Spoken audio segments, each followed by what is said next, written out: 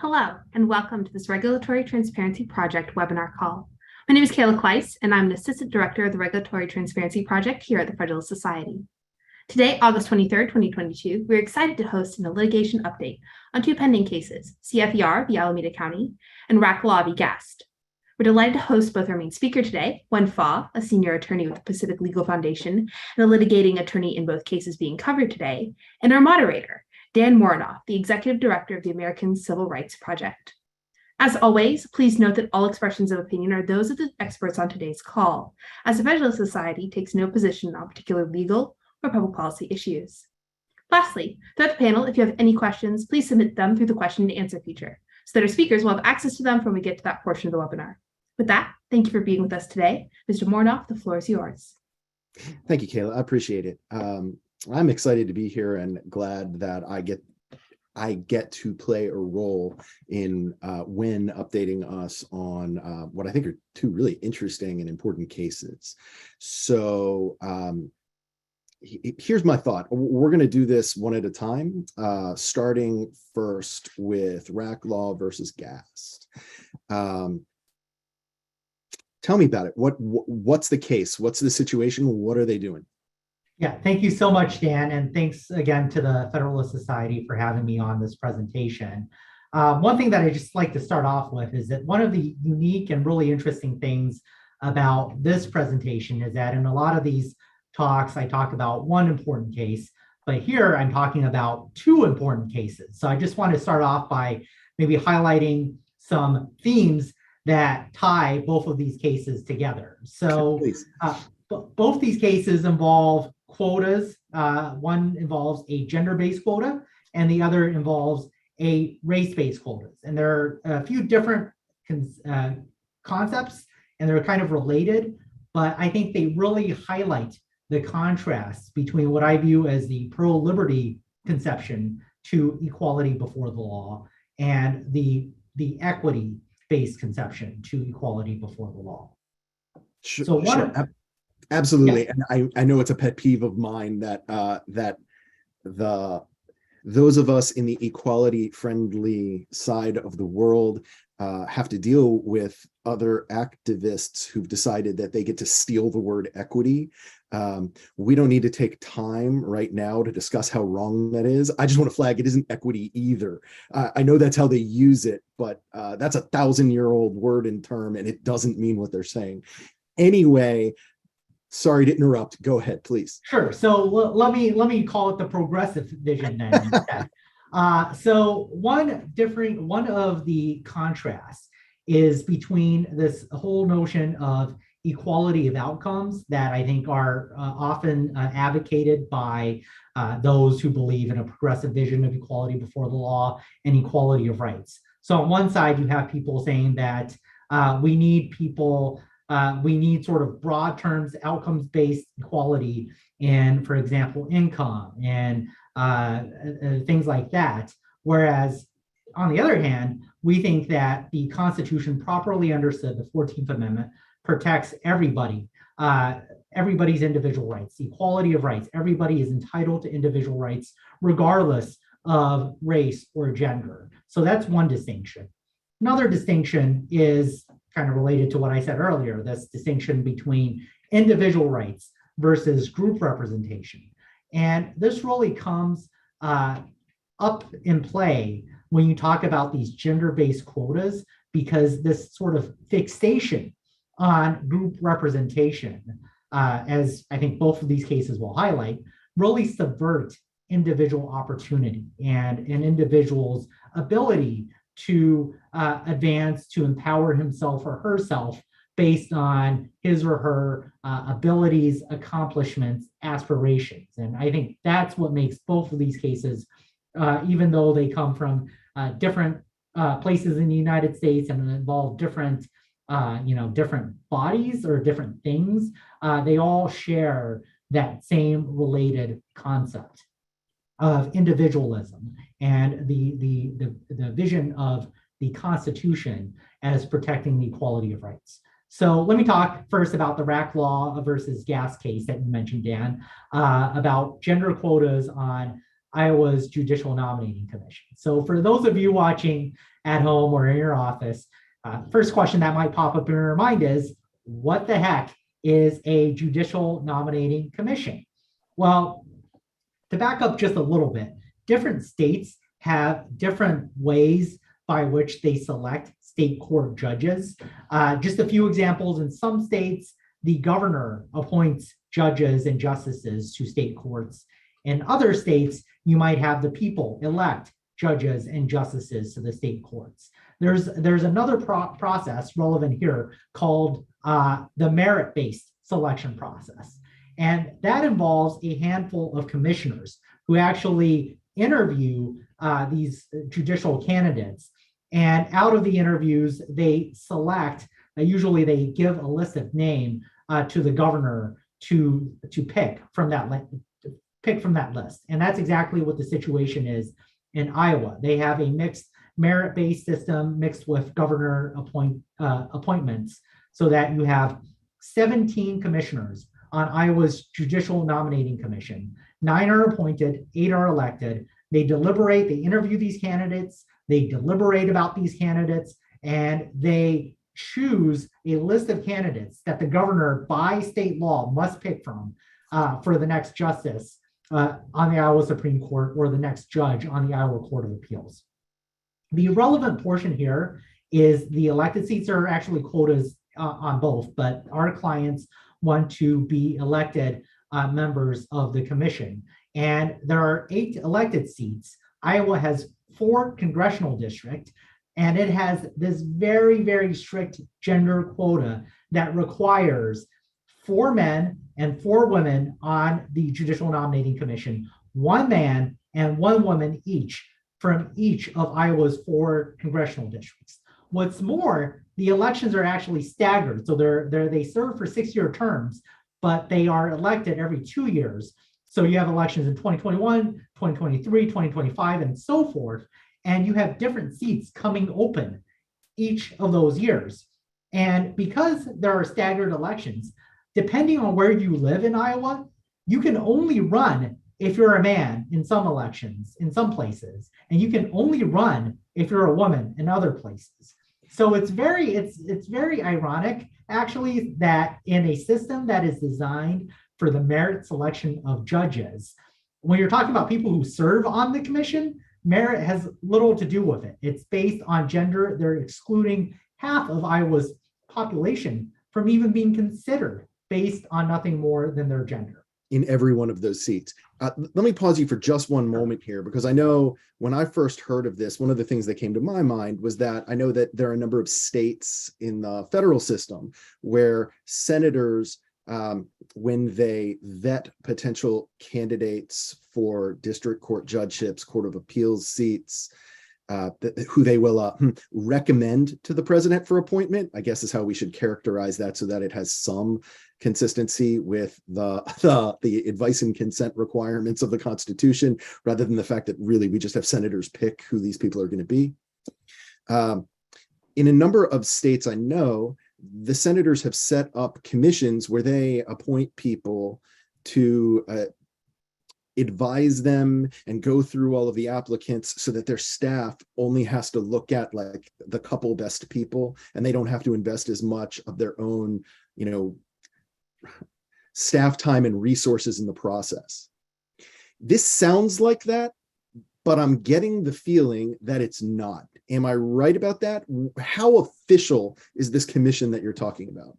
This is a very formal commission. It's actually contained, it's actually mentioned in the Iowa Constitution. The Iowa Constitution sets forth this commission, how many members there can be, and also, how the qualifications, not the gender-based qualifications, but some other qualifications for these commissioners. For example, they can't hold an office for profit, a state office for profit, and they can't have previously served on the same commission before. Okay. So it's a very official commission. So it's actually government, and like the officials that we're talking about, whether they're appointed or elected, are government officers of the state of Iowa.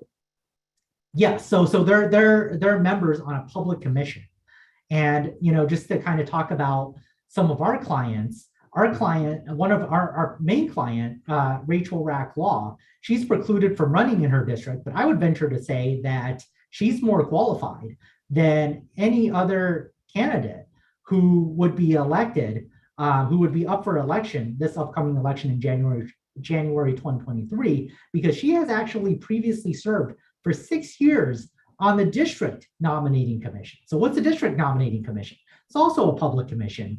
And the only difference is the district nominating commissioners, they interview and select judges for Iowa's district courts, while the Judicial Nominating Commission interviews and selects judges for Iowa's appellate courts. So she's extremely qualified. And this is just another example of how quotas, out of this fixation on proportional group representation, they deprive well-qualified individuals of opportunity.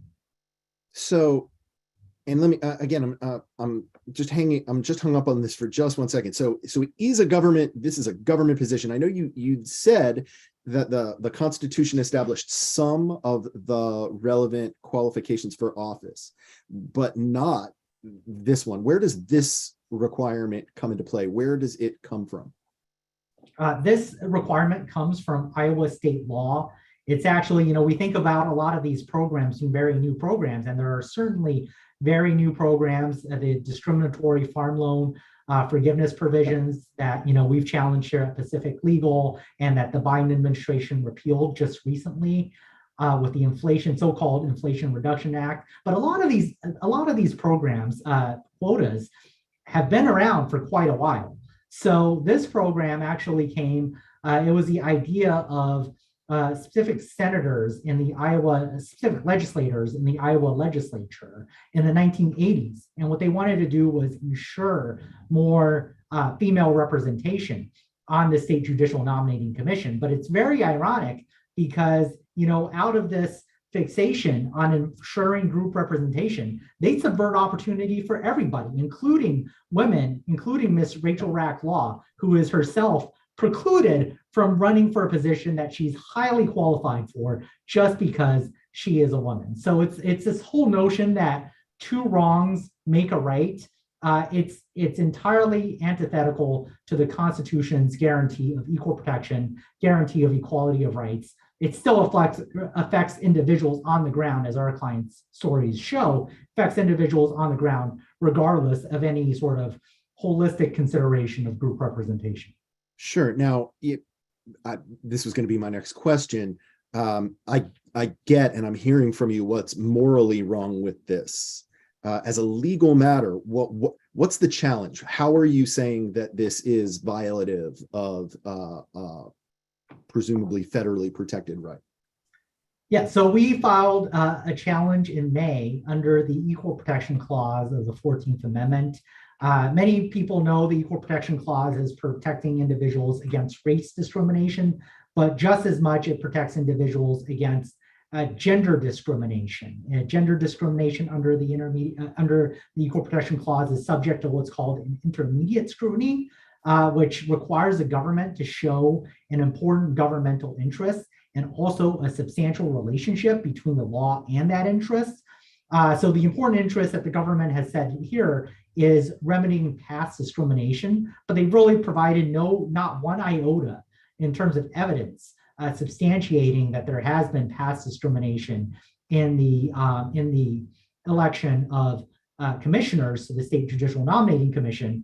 Even more to the point, they can't show a substantial relation because, as we all know from the race-based cases, quotas, especially quotas like this one that are rigid, broad, and perpetual, the Supreme Court has called that patently unconstitutional on many occasions. So we think we have a very, very strong case here.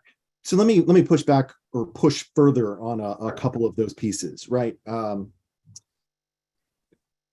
In terms of I understand what you're saying the interest is, and I understand that there might be a difficulty in the framing of it. If their answer has been to say, right, but there's a history of discrimination. If this statute has been on the books for 30 years, and it sounds like it has, it's my memory from these cases that usually when governments are trying to justify program, one, it has to sunset. This one clearly doesn't. And two, that that in order to justify it, they have to be able to point at recent discrimination that the program is fixing. So entirely aside from whether there was any evidence when this was passed in 1980, I don't know if you actually said what particular year, in the 1980s, is there any evidence at all that there is an ongoing intent to discriminate in the electorate?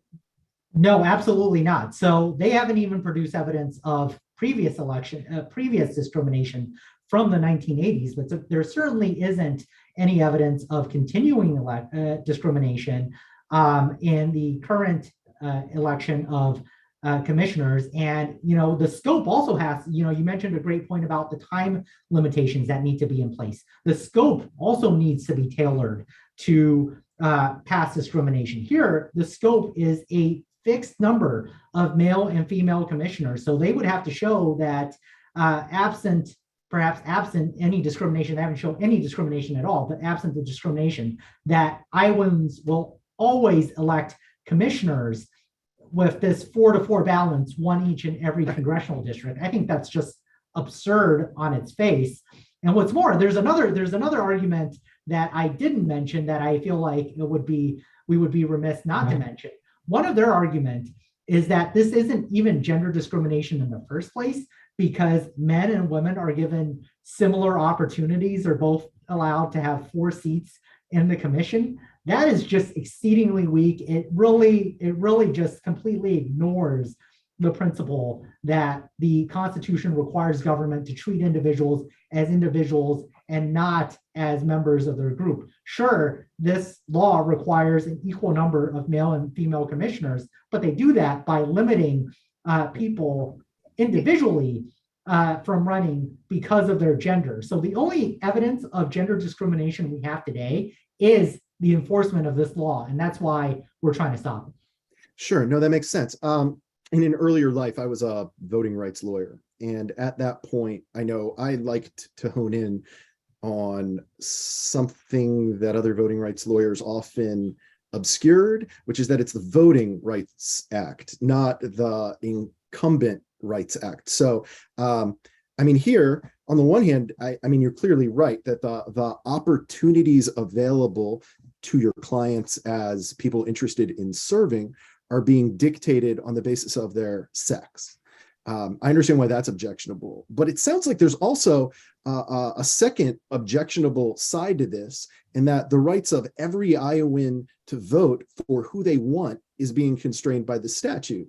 And they're literally not allowed to elect who they would prefer to this body. Is that a viable theory here as well, or is this really entirely about ballot access? Yeah, so our claim is based on the fact that our clients are prohibited from running because of their gender. But I think one could certainly, make the argument that, Iowans want the best people who are the most qualified to serve on these commissions. And you have, people in the communities who think that, Raak Law would be a great commissioner, who think that Mr. Brokemeyer or other client would be best able to select these people to be Iowa Court of Appeals and Iowa Supreme Court justices. This is an extremely important job. And I can definitely see an argument that they want the best people selecting judges to Iowa's courts. And, I was still expressing that as a hypothetical argument that we made under the Equal Protection Clause, that, that these people, these voters are being constrained, told they may not vote for who they want for a government office. It occurs to me that another way that same concern could be expressed would be to say that this may in fact be a violation of the Republican form of government clause, in that if the sine qua non of of a republic is that the people get to pick their representatives to make their decisions, and they're not allowed to on the basis of what appears to be a federally constitutionally prohibited constraint, among other things, that doesn't sound like it actually is allowing Iowans to run their republic. it's been a long time since I looked into whether Republican form of government clause challenges have any viability at all. But I mean, am I just talking, or is that something that also is legitimately in play here? I'm certainly no expert on the precedent there. I will say this because I think you filed a very persuasive amicus brief, front of the court brief, in our challenge to the women quota law in California that requires a certain number of female board members on publicly traded boards that are headquartered in California. This law, I think you can make a strong argument that just as in the woman quota case, this law forces individuals to discriminate. This law directly discriminates against individuals, but it also forces voters to discriminate against individuals because it forces them to vote for only men or for only women, depending on where they live. So I think that's another strong argument in this case. And as long as you brought up the Meehan case, where you're right, I have actually supported y'all with a pair of amicus briefs the 2 times you've been at the Ninth Circuit. The Ninth Circuit. You're back there now. I know it has been argued because, well, I was the one who argued it, that you had mentioned that intermediate scrutiny applies here. And I know that there are a host of opinions that have said that when there's an equal protection challenge to a governmental actor's sex discrimination, that this is what we apply. I can't help noticing that in the Supreme Court's most recent equal protection challenges to sex discriminatory governmental practices, they seem to have bifurcated that analysis, that if they have pretty clearly left that in place for what the government does as a market participant or with its spending powers, they seem to be doing something different where governments are discriminating on the basis of sex in their role specifically as sovereigns. That I think Sessions versus Morales-Santana was an immigration case where Congress had required the disparate treatment of individuals depending on whether their mother or father was a U.S. citizen, or something like this, in the country legally. There, the majority, including Chief Justice Roberts, did make gestures towards the intermediate scrutiny standard, but it doesn't appear that that's what they actually applied. It looks like, having talked about that, when they actually gauged and invalidated the statute, what they didn't look for whether there was an exceedingly persuasive policy. They didn't look at the tailoring of whether there was any whether the policy was substantially related to any exceedingly persuasive policy. Instead, they required a close means ends fit, which doesn't sound like the loose substantially related test that we've seen for decades, and flatly just invalidated it as a lump classification. I guess what I'm asking is, am I right to perceive that this is what in fact the court has been doing when it deals with when it deals with governments as sovereigns discriminating based on sex? And if so, is intermediate scrutiny even the right test here at all? Or is there something really more exacting, which Iowa has grossly failed? I mean, I don't think they even hit the intermediate scrutiny standard here, but even if they did, is there this higher threshold they have to clear, which they can't? So I think what that gets at is the fact that I think courts have rightly treated intermediate scrutiny as a form of heightened scrutiny that's very similar to strict scrutiny. Yeah. So what both those standards, despite differences in formal labels and how the tests are, the factors contained in each test, I think what the court has really said is that you have to identify an important interest in remedying discrimination. You have to show that the ways that you're trying to remedy discrimination is actually tied in terms of time duration and also in terms of scope to the discrimination that you have evidence for which you're trying to remedy. And I think that gets at a very, very important principle. Chief Justice John Roberts famously said in the Parents Involved case, which I believe was decided 15 years ago, that the way to stop discrimination on the basis of race is to stop discriminating on the basis of race.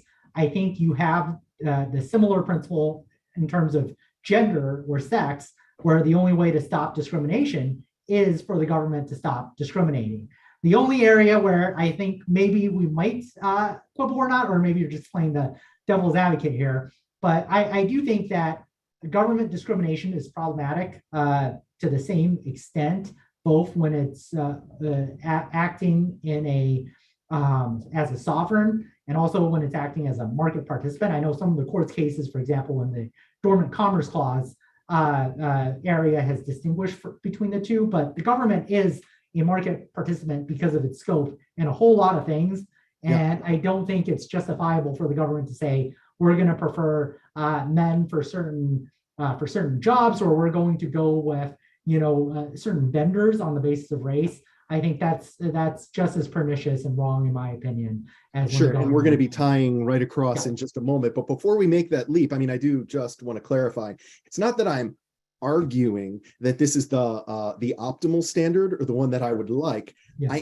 I am suggesting that it's what the court has done, that analytically they seem one to be policing sex discrimination of governments as market participants under the standard they've cited to for decades, which, whether it makes sense as a different standard or not, is at least clearly established.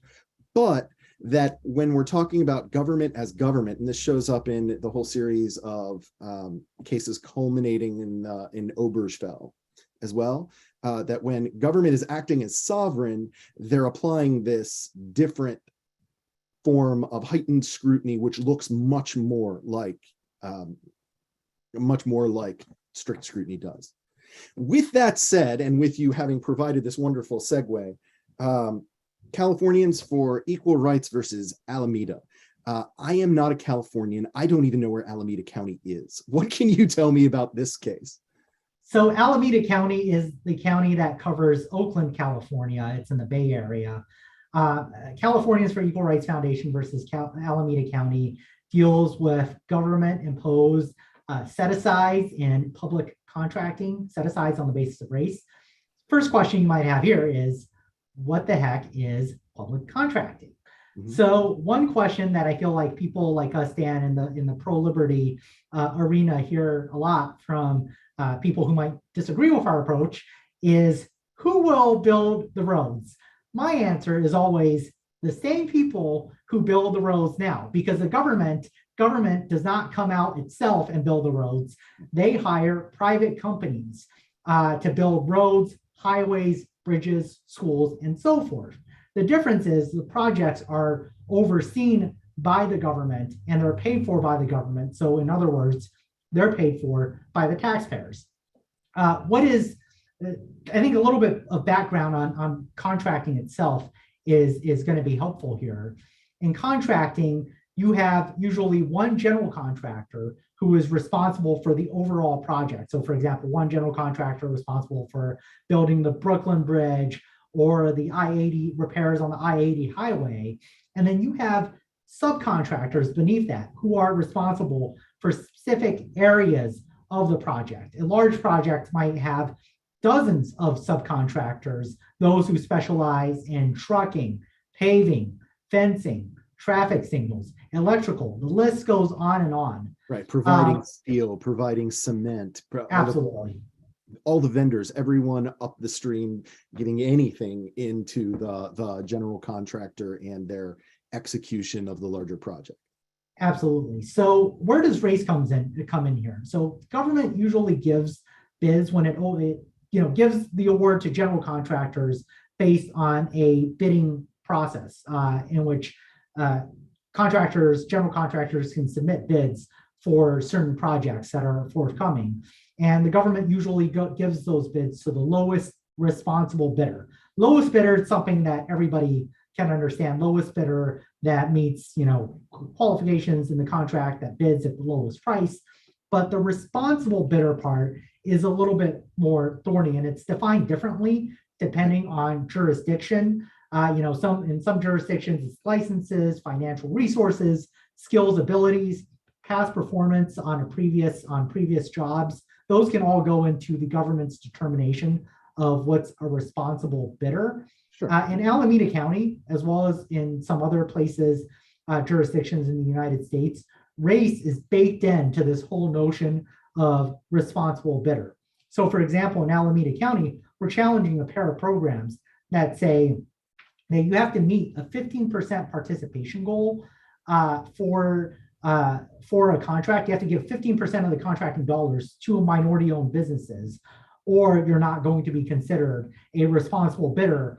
There's a good faith exception, but the good faith exception is you basically have to meet a list of almost a dozen different vague factors. And even with that, the government can still exercise its discretion in rejecting your bid. So the only way for a general contractor to be sure that it's going to be the lowest responsible bidder is to meet this, what's so-called participation goal, which we consider it set aside because, it really coerces contractors to meet it. And just to hone in there, like they can't be sure they're going to be the lowest bidder, but the only way they can be sure they won't be thrown out without even reading to see what their price bid is would be to comply with the responsible element by meeting this threshold.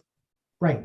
And it's, some people might ask, it's a 15% participation goal in both of these programs. Some people might ask, well, why, what is the big deal? Two responses to that.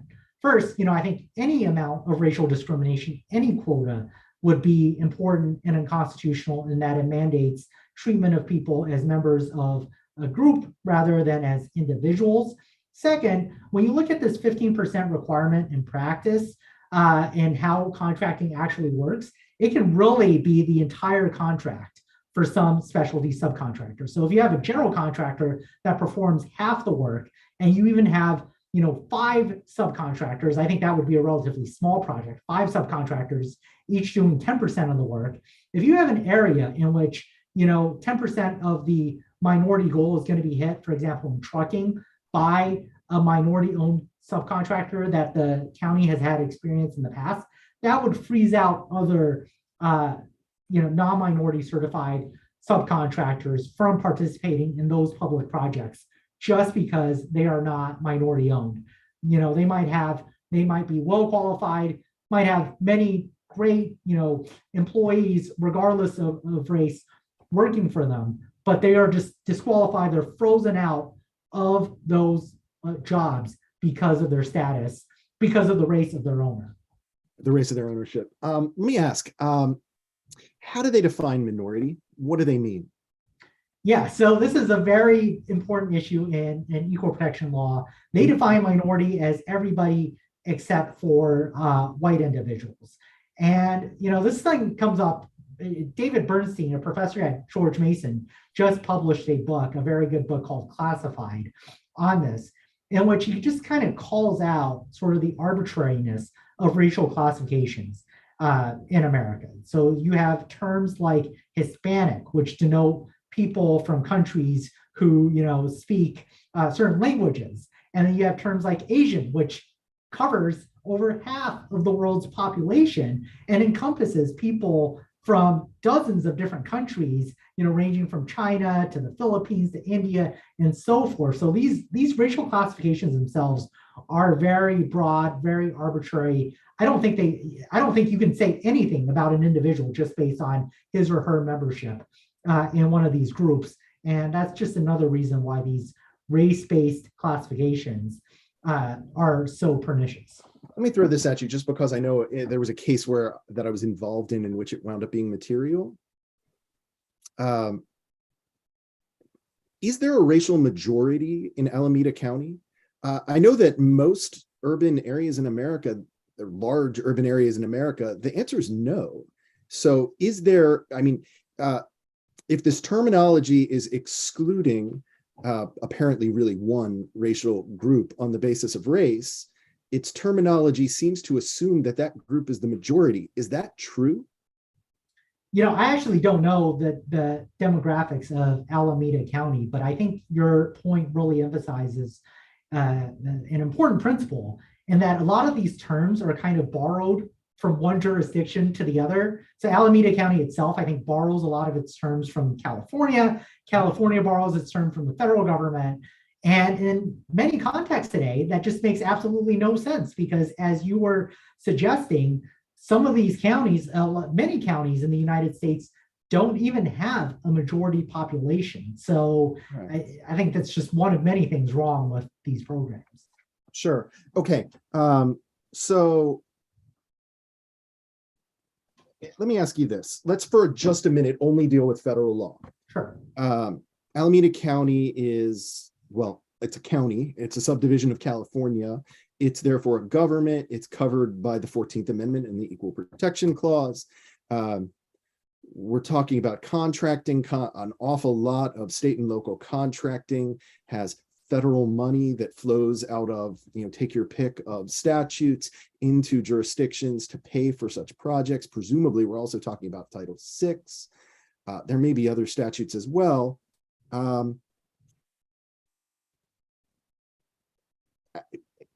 Look, I mean, there's a facial level of this sounds like it can't possibly be legal under those things. I know, and I know you know, that nonetheless, there are governments that for a very long time have engaged in different kinds of contracting programs in order to better represent their communities. Can you talk a little bit about what federal law would require jurisdiction to do for that not to be deemed a violation of the 14th Amendment? So in the race context, the Constitution requires the government to show a compelling interest in remedying discrimination, and it requires the government to show that its measures to remedy discrimination are narrowly tailored to that. Right, and how do they show that in order to justify a contracting program? So many jurisdictions have these contracting programs. They show a compelling interest. And by the way, I just want to put a marker down that I disagree with many of these things, all these things that courts have endorsed. And that's, I think, one of the reasons that makes this case so important. To show a compelling interest, the government usually hires a company for millions of dollars to conduct what is called a disparity study, showing a disparity between the number of minority-owned businesses who work in this field, and also the number of minority-owned businesses that the government expects them to work in this field, and really extrapolates, I think, improperly, discrimination on the basis of that. So you see, you have cases saying that racial disparities are not enough in places like education, in places like housing, in many aspects of American life. But more or less in the field of public contracting, for whatever reason, racial disparities have been endorsed as pretty much conclusive proof of intentional discrimination that itself allows the government to discriminate more. And we think that's wrong. And we think, I think that has been sort of a flaw in jurisprudence by many courts, lower courts, that I think we are trying to correct. Before we run on from that, I do want to flag that the Supreme Court has said that Title VI, by the way, is not a disparate impact statute. That there's some argument that's out there about whether nonetheless Title VI's regulations are disparate impact regulations. I know I have a view of whether it's conceivable that an agency could constitutionally craft regulations that impose a standard that the Supreme Court has said the statute does not. But understanding that, and understanding that nonetheless there have been lots of lower courts which have seemingly taken the position that you can comply with Title VI and you can comply with the 14th Amendment through showing a disparate impact of a race-neutral contracting baseline, I guess is how I should say that. Let me ask, Does Alameda County have such a disparity study? So Alameda County, the programs today are based off of a disparity study from 2003. I know they're in the process of conducting another disparity study, but it's very, my opinion is these disparity studies, it's pretty much don't show intentional discrimination at all to justify to justify further racial discrimination. But in any event, you can't discriminate on the basis of evidence you've gathered in the early 2000s in the George W. Bush administration, as you mentioned earlier, Dan.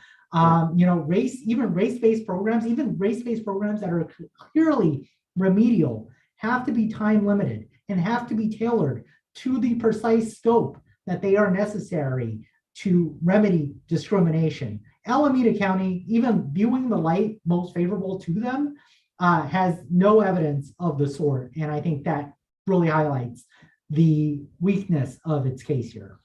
So if we were in the world of federal law alone, federal law with, the 14th Amendment, Title VI, they don't have anything in the present tense that would meet their evidentiary threshold. Yes? They do not. And, okay. Even if there was a compelling interest, and we're just talking about federal law, we'll get to state law. But even if they had a compelling interest, the narrow tailoring analysis also requires programs to be, narrowly tailored in terms of the use of race has to be limited. They have to exhaust race-neutral alternatives. There has to be, as you said, a sunset period.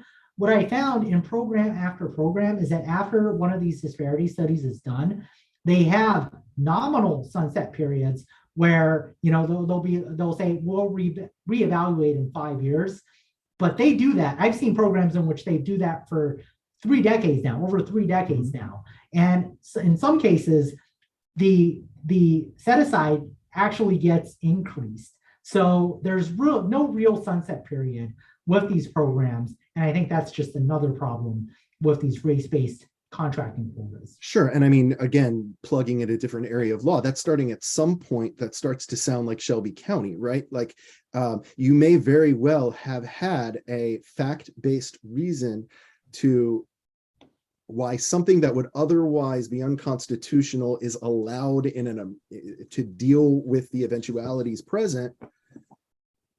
But just because you renew it 25 years later doesn't mean that unless you actually create a new record and actually use the new record to re-up, that even, I think that was actually invalidated under I want to say a rational basis test, that there was no rational basis for continuing to use data from the 1972 presidential election on turnout and on voter registration figures and deciding who was on the naughty list and who wasn't. Okay, federal law we're going to set aside for just a moment because Alameda is actually part of a state. That state's California, and California has its own law here. What is California's law here? So California has Prop 209, which prohibits racial discrimination of any kind in public education, public employment, and as relevant here, public contracting. So we think that by providing flat out preferences on the basis of race, Alameda County is also violating Prop 209. And you don't even have to get to the whole strict scrutiny analysis in Prop 209. Prop 209 just prohibits racial discrimination. And, in addition to being correct, it's also something that, I would note that individuals in California, even though it's recognized as a largely blue state, are very supportive of this prohibition on racial discrimination, and as they should be. In 2020, there was a legislative-led effort to repeal Prop 209 and to allow government, for whatever reason, to start discriminating on the basis of race in public education, employment, and contracting. And that initiative was actually placed on the ballot in the 2020 election, and voters all across California overwhelmingly rejected it. And I think it highlights that individuals want to be treated on the basis of their abilities, accomplishments, and aspirations as individuals, and not on the basis of race. I totally agree. And in fact, on that Prop 16 vote, it's worth mentioning that the majority that rejected the effort to repeal 209, the California Civil Rights Initiative, that the majority that refused to do so was actually larger in 2020 than the majority that put it into the state constitution, 24 years earlier, at a time when the state was dramatically less diverse. The modern California is both more diverse and more opposed to this than the state was when it added this to its state constitution. I want to hit back on one thing you said, which was that the presence or absence of strict scrutiny under 209. Am I right that the California courts have actually been very clear that even if you can meet strict scrutiny, we don't care, and that the federal and state courts have said that that's just fine, because what federal law grudgingly allows is not the final word on what states can do to give their people greater protection of their rights as individuals against this kind of disparate treatment based on race. Yeah, so state law in California, Prop 209, contains a blanket prohibition on racial discrimination of any kind. To be sure, I think the federal constitution, the Equal Protection Clause, under the correct understanding of that, should adopt a similar, something that is substantially the same, where racial discrimination is wrong, regardless of any sort of amorphous justification the government can give it.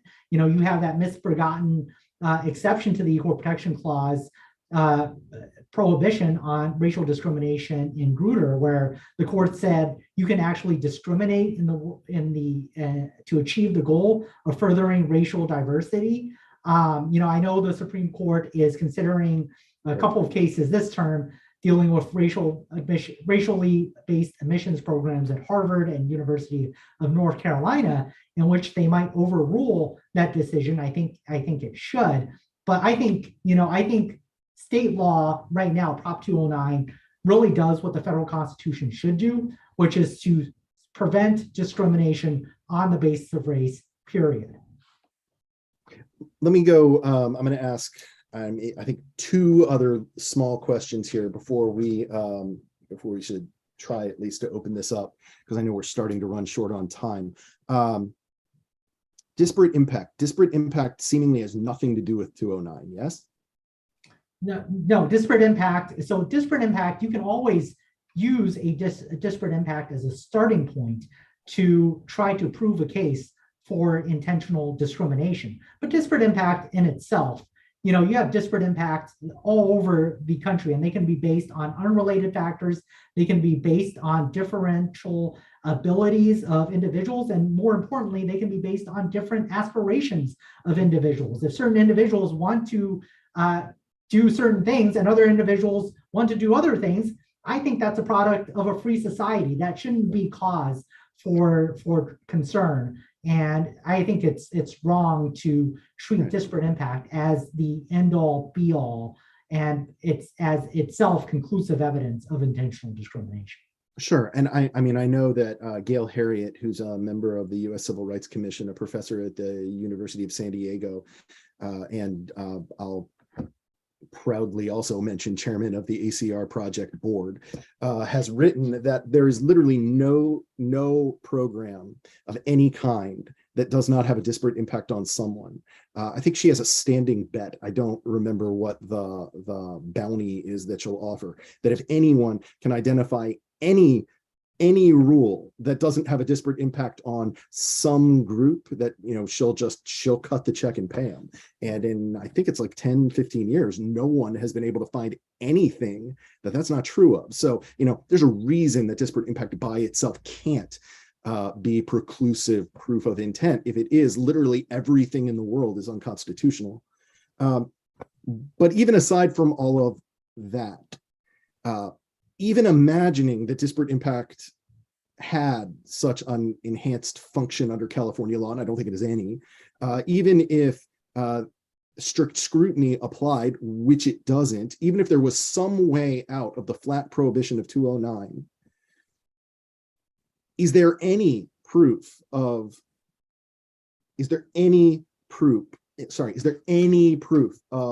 intentional discrimination, or even a disparate, I shouldn't say, is there any proof of any of this in Alameda County and its contracting? No, there isn't.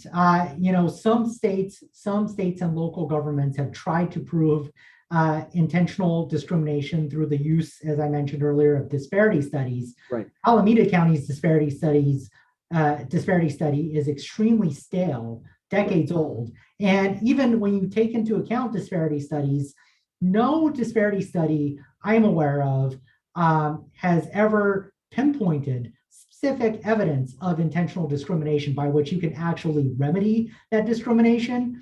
In practice, they point to disparities, and in so doing, they advance the goal, the use of racial quotas. And I think that's wrong. I think that it really undermines the public faith in the public contracting process, which is a shame, both because it threatens equality before the law, but also because, unfortunately, I think there is a lot of public contracting going on in sort of the number of public roads, public highways, things that the federal, state, and local governments are involved in today. Let me ask one last question, and feel free to say this is something that you are not going to opine on, given that you're actually involved in this litigation, right? Especially in the Californians for Equal Rights versus Alameda County, given the presence of 209, the staleness of any evidence, the irrelevance of the stale evidence, this seems really obviously illegal. And I guess my question is, it's a question that I know I get asked a lot, and I want to ask you and see what your answer is to it. What makes them think that they can do this?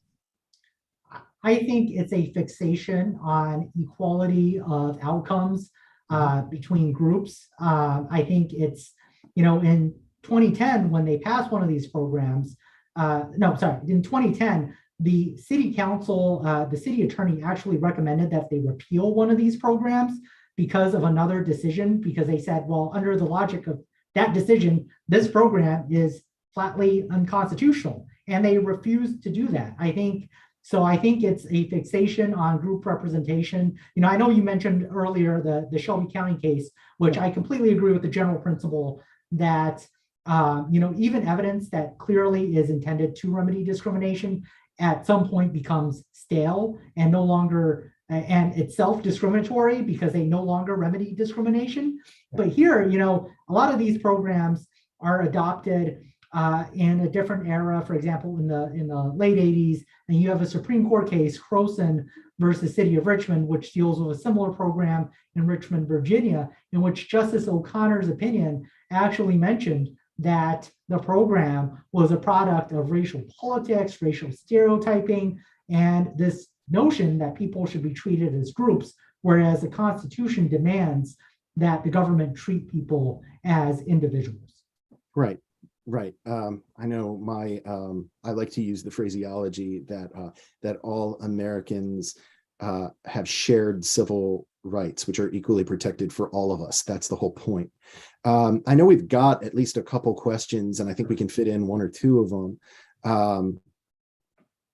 One offered by Jeffrey Wood reads, how similar is the Alameda County rule to the federal executive order directing firms doing business with the federal government to set and report their goals for specified contracting and subcontracting? To what extent would your challenge also apply to that rule?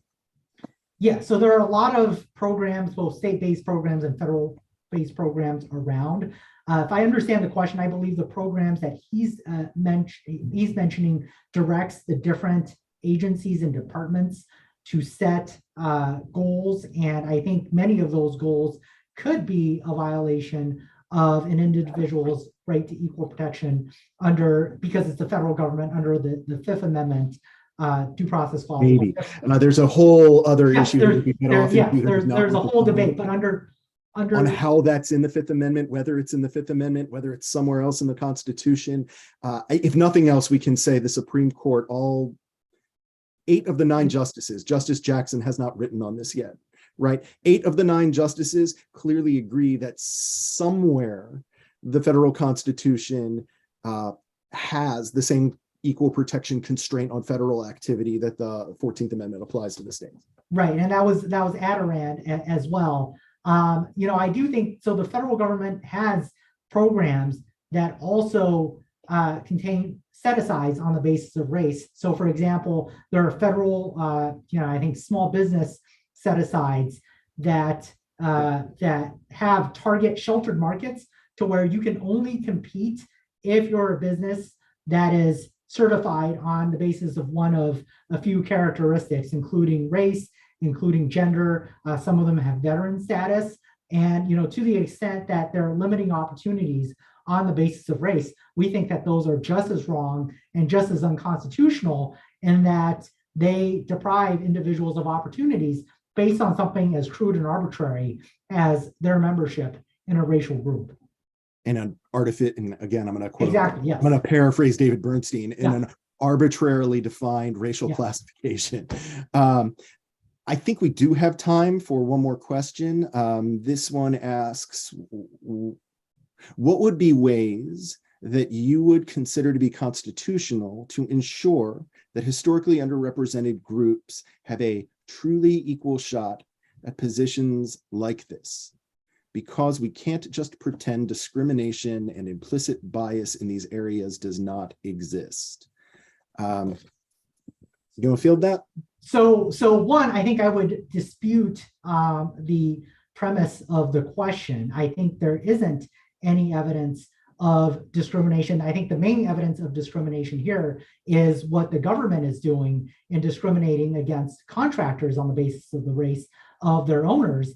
And, regardless of the debate on implicit bias, it is no answer to say that implicit bias must be the way to combat implicit bias must be to incorporate more explicit bias and explicit discrimination on the part of government entities. I think we should eliminate discrimination on the basis of race by stopping governmental entities from discriminating on the basis of race. I think the way forward is by empowering people, not this vision of victimhood that some people who call for racial balance really advance. But I think we should do it through a system of empowerment. We should allow for ways to maximize individual opportunities. Some of the other work that a lot of my colleagues have been engaged in here at Pacific Legal Foundation outside of the equality context deal with arbitrary restrictions on one's right to earn a living, arbitrary barriers to school choice, arbitrary barriers to housing for people to live where they want to live, and to advance opportunity for all Americans. I think that's the way forward. We should protect opportunity by protecting a system of the Constitution that is properly understood to protect equality before the law, to protect the equal rights of individuals by virtue of their being individuals. Let me bounce off of you one additional thought that I would toss in there. The same way that those of us who've long argued that it is basically wrong and illegal and unconstitutional for schools to discriminate on the basis of race in admissions, but they could instead have rules to assure that those who for some structural reason have had less opportunities get real access to admissions, something like a first generation college student requirement, or benefit specifically for institutions whose students come from families below whatever income threshold.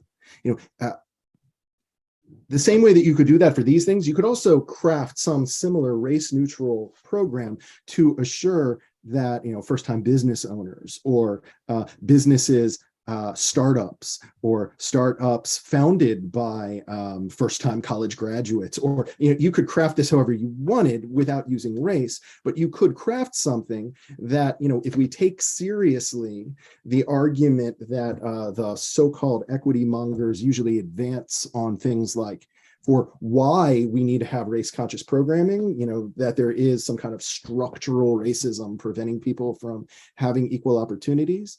If we take seriously their analysis, yet still reject as illegal and wrong their conclusion on what to do about it, there's something we can do about it. Just deal with the underlying inequality, focus on it, because it doesn't really matter why someone is from a family that has, lacked a history of college education, is in this generation growing up impoverished, maybe has a history of prison in their background. You can make up whatever set of factors you think are important and would otherwise justify such a program, and just target those. Because if you do those, then it doesn't really matter what that person's race is. You're still giving this person who does have a legitimate disadvantage an opportunity. So it's not actually needed or necessary. And frankly, the scoring by these cumbersome artificial categories doesn't help. If anything, it just makes the government's efforts to fix the problem less efficient and more unjust. I think school choice is a great one because, cookie cutter public schools do not work for every student. They do not work for many disadvantaged low income students from lower income neighborhoods. So I think we need systems that provide opportunity by being tailored to individuals as individuals. Sounds great. I think we're a minute over, so I don't want to continue to rail. I think the two of us could talk for quite a while about these and other things and related issues, but thank you. I really appreciated having the chance to have this conversation with you, and I'm really interested in following how these cases work out. Thank you, Dan.